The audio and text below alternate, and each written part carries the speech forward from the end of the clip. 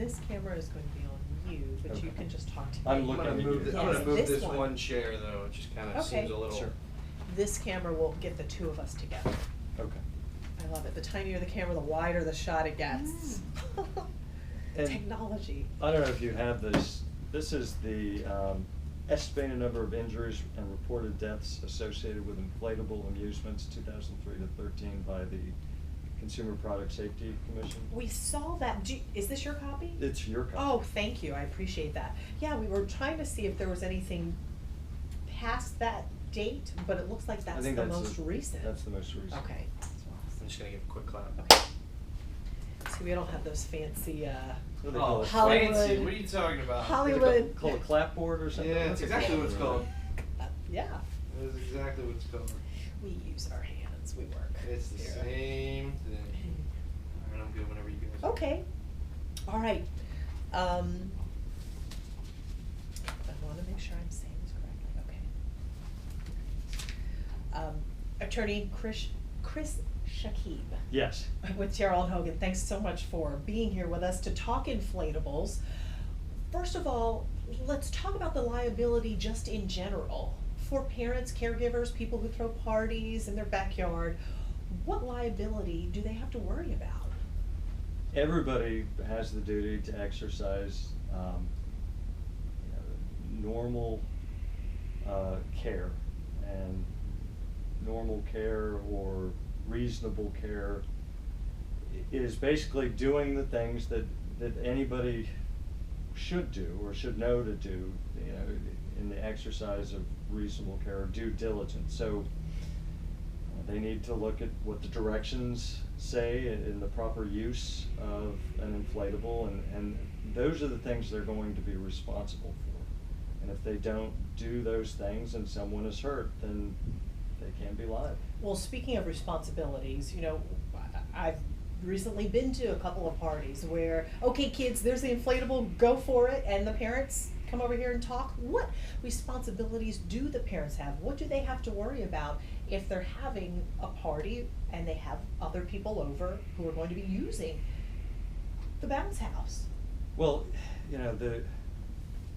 what a lot of people don't realize is that the regulations for operators of inflatable amusements are pretty minimal, particularly in the state of Florida. And so it's buyer beware. We don't know when we hire someone where we find them, to what their training is, how well they are at maintaining their inflatables. We don't know if they follow the directions from the manufacturer. We don't know where they're getting their inflatables. We don't know if they're insured. And we don't know if they're giving us the right directions for operation. And those are all things that we really need to know when we have one of these brought to our house. And those are the kinds of things that if you don't ask those questions and get the answers to those things, you're opening yourself up to liability. Now, normally, when you rent something like that, you have to sign a waiver. So because the equipment belongs to the company, are they responsible for certain things and you're not because you signed something? The waiver is typically for the companies, and they're saying that they want it to be as broad as possible. That it's impossible to sue them if someone gets hurt. But Florida law doesn't give inflatable operators or anybody the right to just say, all right, here, sign this, and then we're going to do crazy things that are going to hurt you, and you're out of luck if something happens. Normally, the waiver will work to protect them from liability based on things that, if they did what they were supposed to do as far as maintenance and safety and having the correct number of observers or instructions for you with observers, and someone is hurt despite all of those things, for instance, if it's an inflatable slide and a child falls off the top of the slide because it's 12 feet up, then the waiver should work and you won't be able to sue them for that. But on the other hand, if they know that they're supposed to do certain types of maintenance, checking for holes and checking to see if, for instance, the tether where stakes are attached to are correctly secured to the inflatable. If they haven't done those kinds of things, and you're hurt from that, I don't think a waiver is going to protect them. They can't have you sign a waiver and then they're negligent after the fact. So waivers go, they can work, but they only go so far, and that's as far as suing the company. But their waiver protects them. It still doesn't apply to you. So how do I protect myself if I'm having one of these at the house and somebody gets hurt? You could have your own waiver, but again, the waiver would only go as far as you doing the things that you need to do.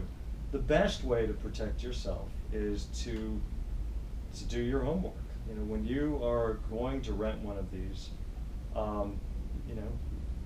ask around, see if you can find reviews. What we have nowadays with the internet, we didn't have before. You can go to a lot of different websites where there's customer reviews about how good or bad an experience it was with an operator, how easy it was, how knowledgeable they were, how well maintained the products are, and so I think that's a great starting point. And then when you choose someone, or you interview someone, you have them come over and you ask questions. Do you have liability insurance? Can I get a copy of your declarations page? And I'm going to call the insurance company to make sure you really do have insurance.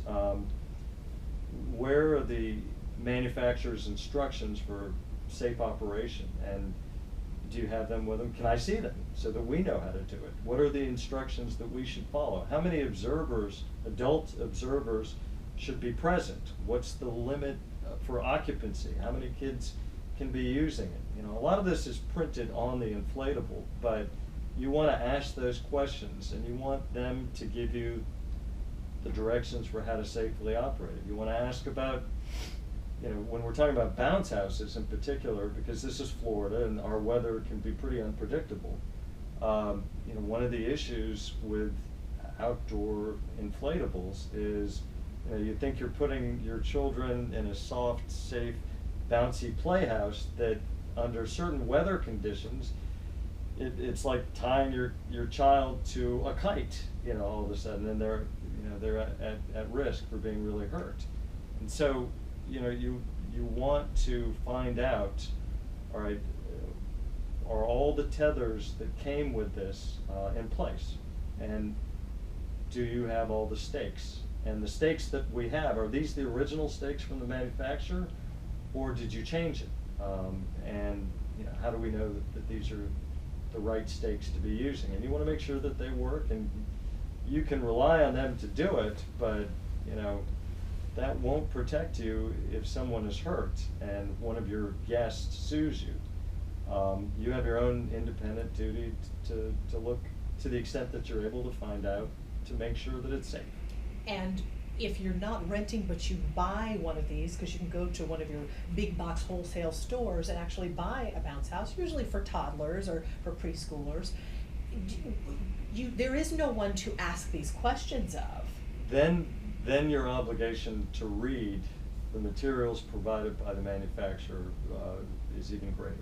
The manufacturers provide a lot of materials, and a lot of the information is printed on the side, but there will be package insert materials explaining, weight limits, maximum number of occupants, and the proper way to secure it, which is really, really important. Outside, we're talking about the tethers and the stakes. Inside or on asphalt, tethers and sandbags. But those booklets are so thick sometimes and so tedious to read, and isn't it just okay to just look at what's written on the little safety box on the actual inflatable? Isn't that enough? Well, it's easier to read the materials that are in the box and not just what's printed on the side of the inflatable than having to read interrogatories in a lawsuit when you're being sued. Point. So Yeah. I still recommend read whatever you can. And again, the internet nowadays is an amazing resource where you can go online. They even have forums for everything, and you can look up different inflatables, and they have inflatable communities. I mean, there are literally forums for everything, and you can find out a little bit. You know, if you're putting your kids and other people's children on it, I mean, you have an obligation to do your homework, to make sure that it's safe. That's not really that great a burden. It doesn't really take that long. But, you know, there's a certain amount of information that you need to know. Yes, there's going to be a lot printed on the side, but I wouldn't hang my hat on that. All right, Chris Shakib, thank you for your expertise. With Cheryl and Hogan, we really appreciate all the vital information. It is my pleasure.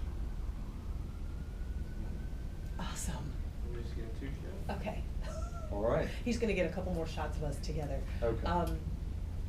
And I tried to look it up, but I didn't see anything where you've had any, like, lawsuits or anything when it comes to those inflatables that are rented or brought home. No, Okay, the company I sued, Big Air, that had this dragon, Mhm. that was one of the components of their business. I But see. they were so bad that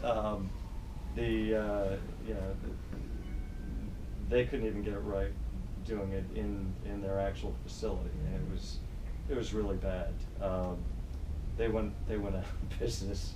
Yeah. After 6 or 7 lawsuits, they went out of Well, business. shoot, after one.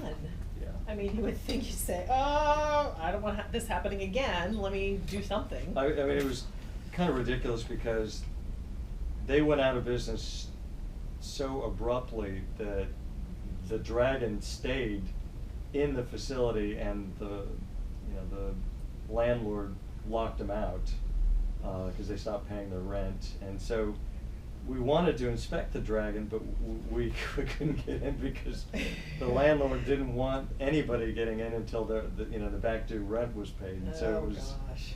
was kind of an issue we had to deal with through the courts. Mhm. But yeah, there